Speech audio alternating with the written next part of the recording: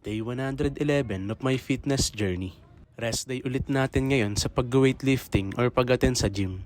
Ang plan lang natin today ay kumain ng food na gusto natin at makakapagbigay sa atin ng nutrition para makarecover sa weightlifting na ginawa natin kahapon. Nag-prepare tayo ng lunch natin as usual. Nag-add tayo ng gulay sa food natin ngayon para mas marami tayong makain nang hindi masyadong nauubos yung calories natin sa buong araw. And 300 grams of rice para sa carbs na source of energy natin. After naman kumain, naging busy lang tayo saglit sa ibang oras, then pagdating ng hapon or gabi, nag-walking naman tayo para active pa rin tayo kahit rest days natin. Ito ang daily routine natin. Kung napansin nyo, hindi na tayo nag-aalmusal. Nakasanayan kasi natin na hindi nagawin ito as part of our fasting. And to complete din our 7 to 8 hours of sleep. Itong routine natin ang nag-work para sa atin. And dahil dito, tuloy-tuloy lang ang progress natin. Ito na muna today. Stay consistent until contented.